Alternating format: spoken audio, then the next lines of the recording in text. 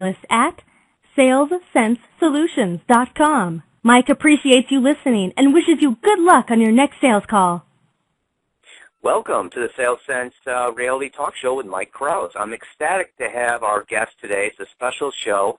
Today is the official launch of my book, Seller Sync, and I have Rick Staropoli with us, and he helped do the background on the audio of Seller Sync. And so today I appreciate him being a part, and he's a former litigation attorney, current voiceover artist and editor, working out of his studio in Rochester, New York.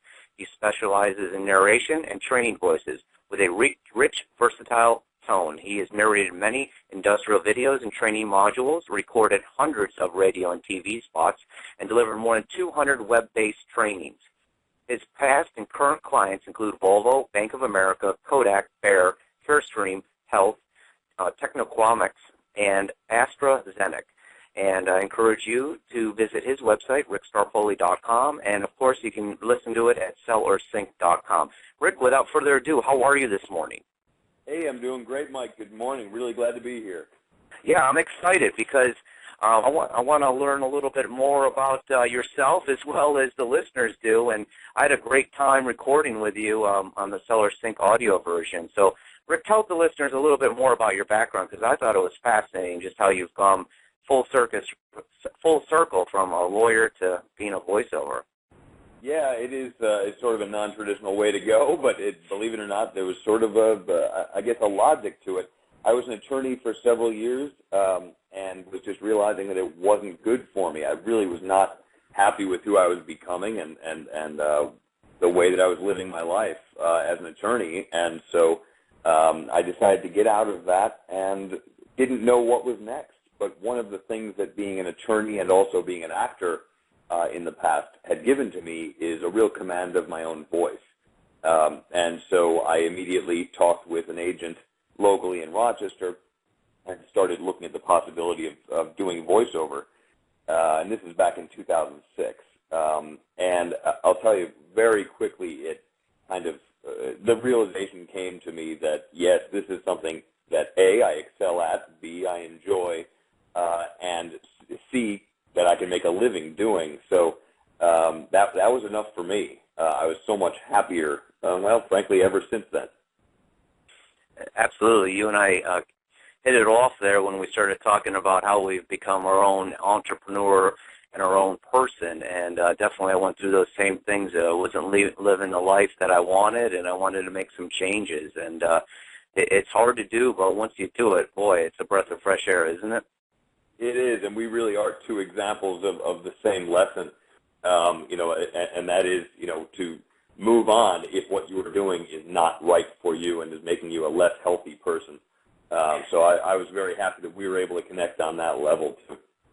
Absolutely, and that goes to the listeners, too, the sales professionals listening is, if you don't believe in your product or your service that you're offering, and, boy, that buyer or prospect sees right through that, just like a transparent sheet of paper. They can see right through you, and even though you think you might be hiding it, you're wearing it on your sleeve every day. So if you don't like what you're selling currently, do what Rick and I did and make a change, and you'll be a happier person overall. So, Rick, tell the listeners a little bit more about it. What goes in behind the scenes? I think I was fascinated in kind of some of the things and regimens that you get used to prep to have your voice optimal.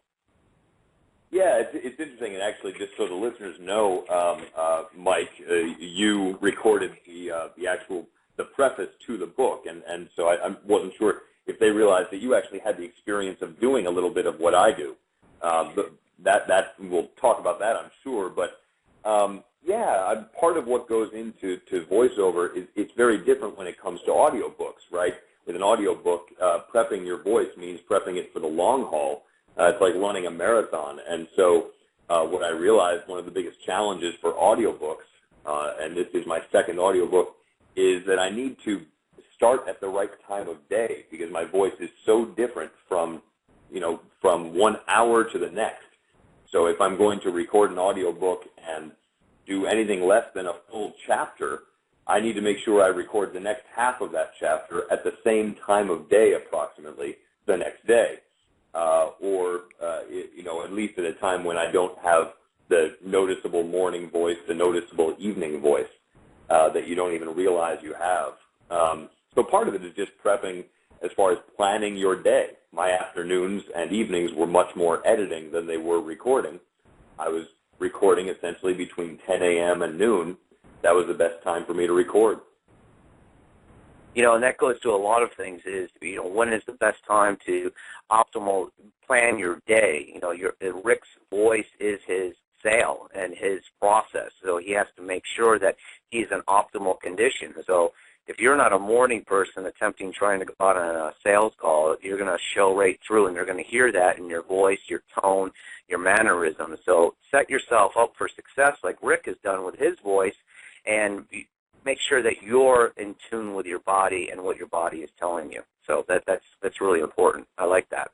Yeah, that's exactly right. And actually, just to follow up on that, all of the prep that I know that the person going out, hitting the pavement and making calls, that they go through, it is similar with voiceover. For me, it's making sure that I'm drinking the right things, not too much coffee and not cold water, but actually warm water, a lesson that I think everyone can learn from. If you use your voice for a living, switch over to warm water, or room temperature water rather.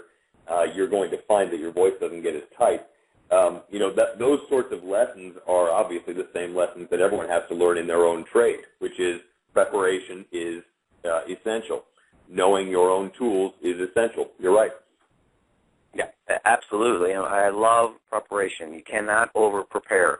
There's no question about it. There's people that prepare and they're not, and I can tell you dollar to donuts that they're successful salespeople. I got to take my hat off because just like anything else, it looks easy on TV. So you see Tiger Woods or whoever you like out there in sports or hitting the ball, and it looks real easy on TV. Well, I'll be honest, and I always am. I thought, well, I could attempt my own voiceover. I mean, how hard can this be? And then I went down the process, went over to Rick's studio, and I started doing it, and I'm not afraid to admit my failures and my wins. Is the first time I went there, I was exhausted, and I was only reading 2 pages. Where was I in that room, like 20 minutes or so, Rick? Yeah, that's about right the first time, yeah.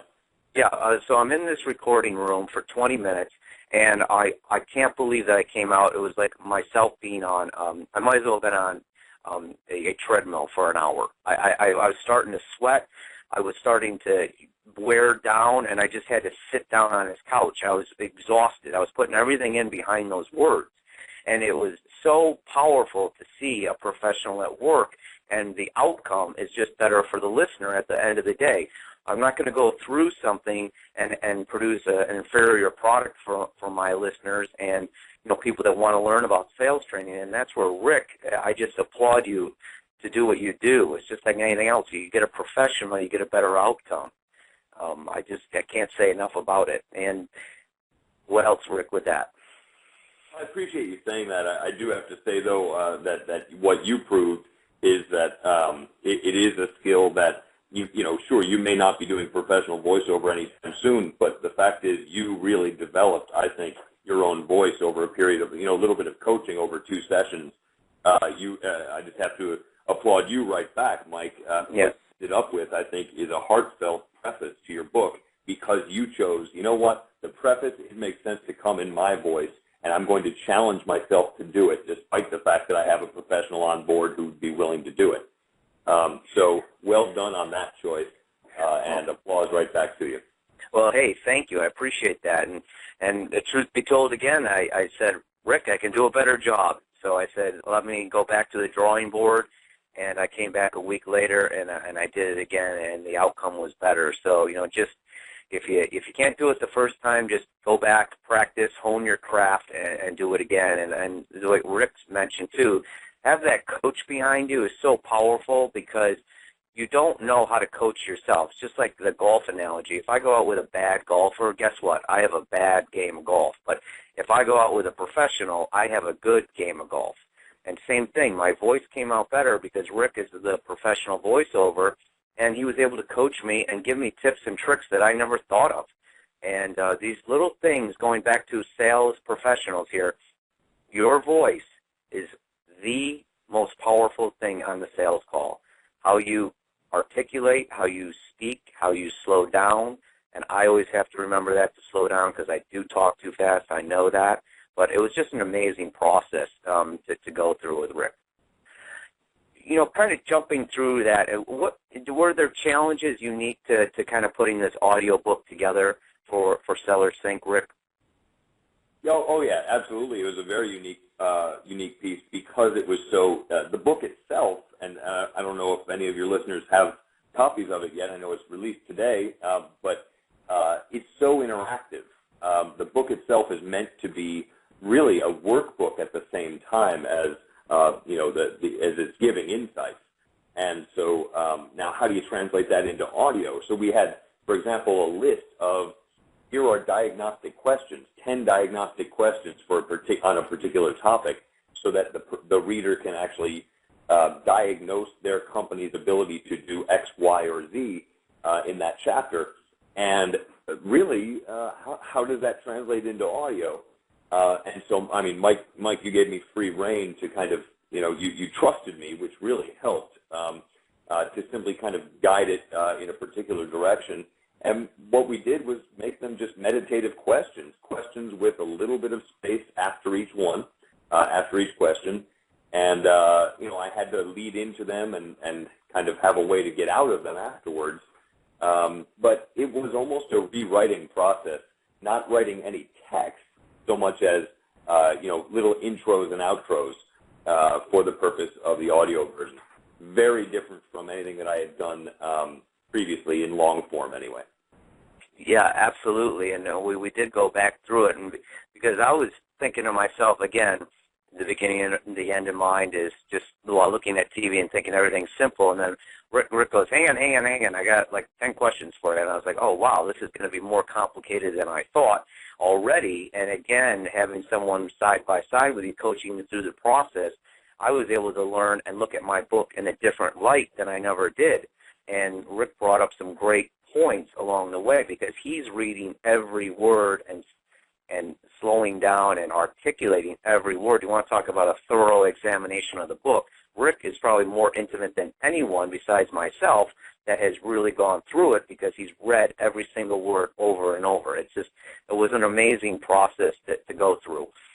And it's just like little things, too. As you read this book, well, you're not reading it, you're listening to it. These little tweaks along the way. So it was kind of fun to go through the process and have it come into a great product that, everyone can purchase now with listeners. So, and actually today, if you purchase the book, we're going to throw the audio CD in, because, Rick and I agreed on that. It would be a good thing for us to get the book out there. So you purchase the book, you get Rick's his voice and mine, and it will be a good thing. But I was just kind of saying that halfway here. But what is now? You mentioned that this isn't your first audio book. Kind of compare it to other books that you've done, and what was the difference there?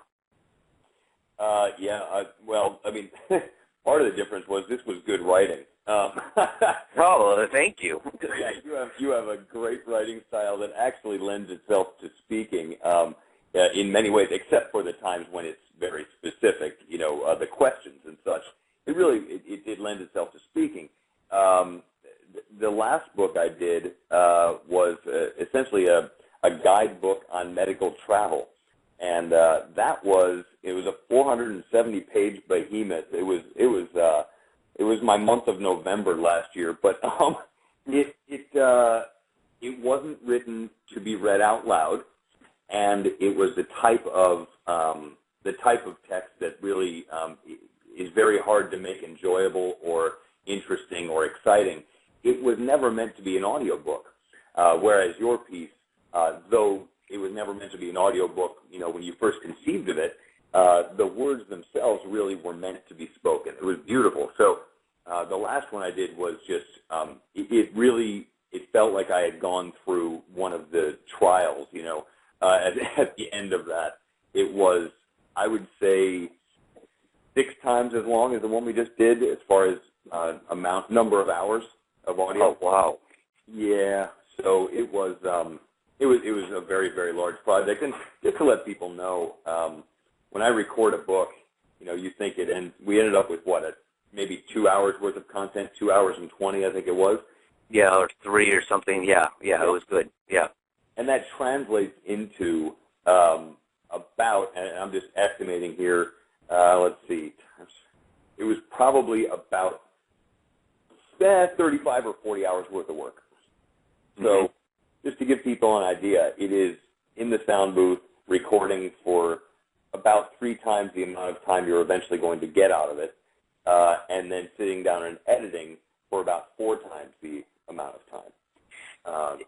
So it ends up being very little actually speaking and much more listening to my own voice and editing. So. No different than a movie. I mean, I kind of go through that. A movie analogy here is, it looks real simple, and a good film crew is lucky to get 1 minute. And you know this more than I, because you're just released. You were part of a film launch as well. But 1 minute of film, they're lucky to get a day, and the rest of it is just running around. And it's unbelievable. And kind of walk through the editing process for the listeners and how that's challenging. Yeah, what I end up with, I'll sit in the booth for. Usually I tried with your book to make it a full chapter, which would mean that I would be in the booth for 45 minutes, something like that, recording a chapter, and then transferred over to my other computer, and at a time when my voice was tired, and therefore it was a good time to edit, I would simply, I would sit down and take that raw data and start cutting it up and taking out times when I misspoke, not misspoke, but kind of slurred a word, get rid of all of that, tighten it up, the spaces between sentences, take out extra breaths, etc. So I would work with that file for, a 20-minute file for maybe 2.5, 3 hours, to give you an idea. So, and then end up with about 12 minutes worth of content, somewhere around there.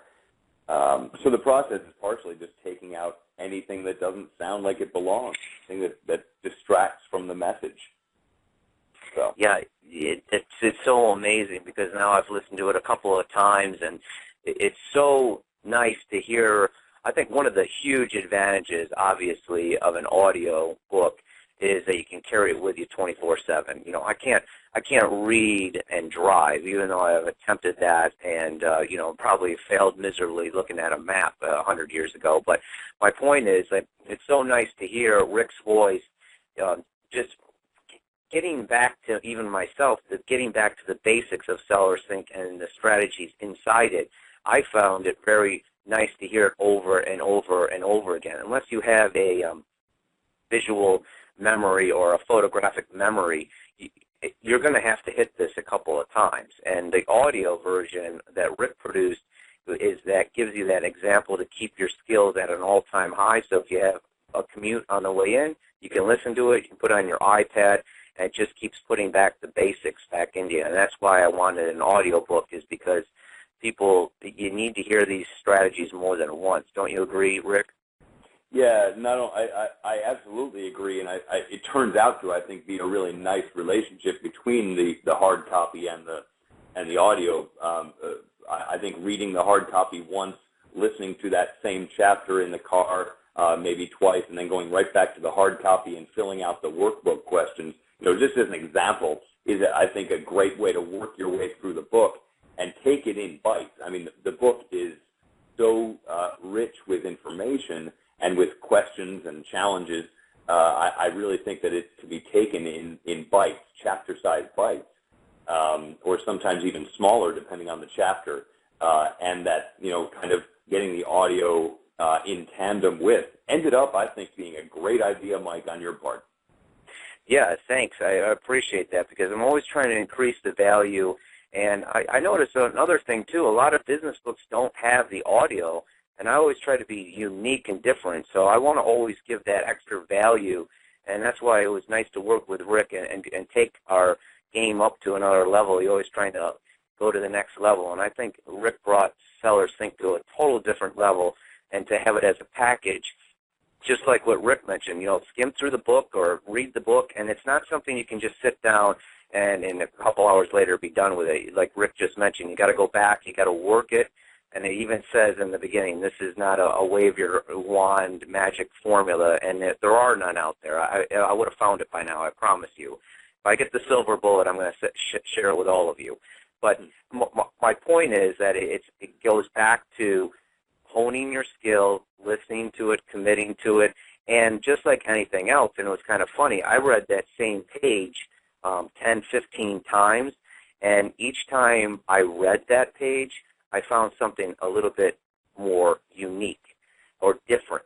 And here I am, the writer, working with Rick, the audio voiceover, and we're finding things different. So to someone to pick this up off the street and just expect something quick to happen, you're not going to have it. And that's why it's nice to have the audio CD, because it gets that repetition in you. Yep. Yeah. So, Rick, what is the future of Rick? I mean, do you just do the audio books, or what type of other projects are you engaged with, just to kind of tell the listeners a little bit more about the services that you kind of offer and what other projects you're in? Yeah, sure. I mean, there's sort of two worlds for me. One is the voiceover world, and in that I have some regular clients that I do commercial spots for and training spots. I actually am a training and narrative specialist, so it's audiobooks, it's training modules, etc. So I have regular clients, and I also spend a good part of my week putting in online auditions and getting some of those gigs and completing them. So there's the voiceover world, and kind of on, you mentioned what services. I actually also have, it turns out, become very happy editing what I do as well. So I offer that as an additional service. I edited that 470-page book I mentioned from last year. Because they needed it. I said, I can't record this until it's edited, and I'm happy to do it. So yep. That type of service is all part of that one life of mine.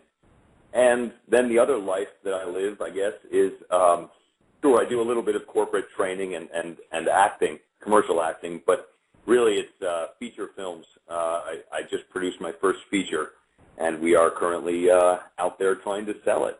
So I'm working on that quite a bit. That's awesome, and I know you're going to do great with that, and I'm planning on going in the next couple of weeks here locally in Rochester. And going back to something that I'm glad you brought up is the editing. A lot of people probably don't realize that until you go on this journey of writing a book, there's probably 40 or 50 people literally involved in Seller Sync, in the editing, the graphic design, the publication, the print, the marketing aspect, everything is involved. And next time, I'm going to give it right to Rick, because when I saw him read the book and then do the voiceover, et cetera, there's no one more intimate, and it's kind of like the best of both worlds. Next time, I can just go to Rick, have my edits, and do the voiceover in one-stop shop, because as we all know, once you start dealing with more outside vendors, the sales cycle gets longer and longer and longer. And to me, it was so neat to know that Rick can offer that service. So you got something that you want, a voiceover professionally done, and it's so powerful too to have someone else do your voice too, a professional to be brought in, and it's just like a best of both worlds. So if you even have a small project, Rick is the person to go to. So. You're a good man to say that. Well, hey, I mean, you're a good man to do this work. I really appreciate it. What other?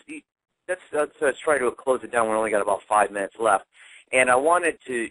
What can a sales professional do to kind of prepare their voice, their tone, their cadence, whatever we'd like to call it? What are some tips or tricks that someone can do before going into a sales call? Because it is acting sometimes, folks. I hate to say it, but sales, we got to put our game face on.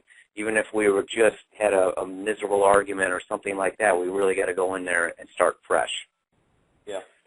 No, it's a great question. I think the sales professional can take away from it some of what the voiceover artist uses. For example, switching over, too much coffee is actually horrible on your voice, not to mention your attitude.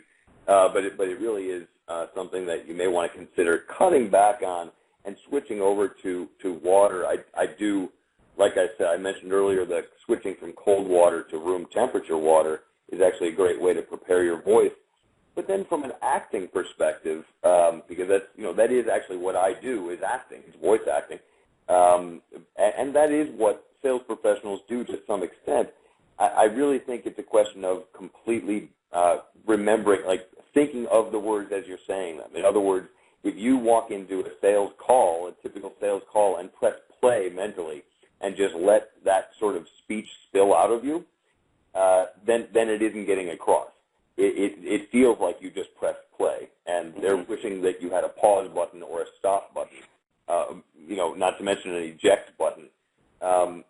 So I think really what it is remembering what you are saying, getting into character, actually remembering the reason you're saying it, looking at the audience and engaging with them, will all make it. As soon as it becomes almost like an audio CD of your own, that's where you're going to, I think, lose your audience. I agree, and there's the whole thing of pitch and tone. It's like we've all met these monotone people. Hello, how are you today? It sounds like a robot. If you go in there like that, instead of, hey, I'm excited, you don't have to go off the wall either. There's a delicate balance there.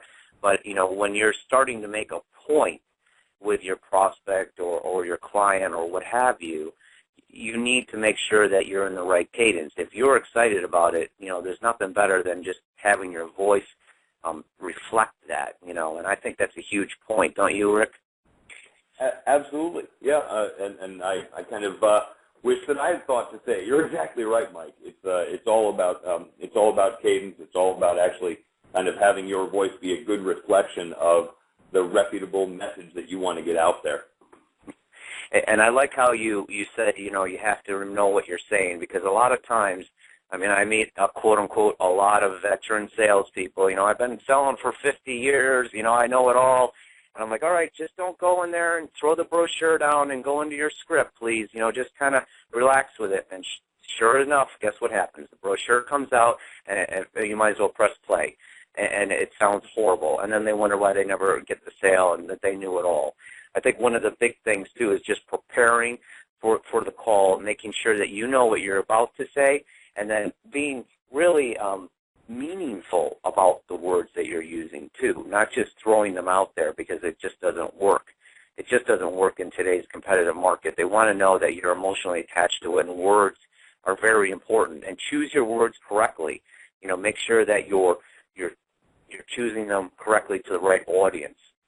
Don't use a $12 word when you can use a $1 word, because then it makes your prospect kind of feel inferior. We want to bring our prospects up. And one big thing that, I mentioned earlier in this call, if you just slow down, your listener is 10 times more engaged. Slowing down, pausing. Rick and I worked on those pauses with me, because I was talking like a freight train, too fast, that's for sure. So slow down is a great key. Rick, we got to close down. Any other tips or tricks that you'd like to share, and how can the listeners get a hold of you if they have a voice opportunity? Yeah, they should give me a call at 585-415-3517. That's the easiest way, or you can find me, of course, through Mike. And as far as the last tip or trick, get yourself a coach if you can. Give me a call if you need it. That's my last tip. Yeah, absolutely. Always reach out to the expert. It's so powerful to have someone, and I learned a lot, Rick, and I appreciate your coaching and your warmth and just helping me complete this project. It feels like a load off our minds, I know, because it was a challenge to pull it all together, and I really appreciate all that you did to help Seller Sync, get launched. So I appreciate everyone listening, and I encourage you to reach out to Rick, and he's a fantastic person and a perfect gentleman, and I really appreciate all your help. You're a good man. Take care. Thank you. Bye now.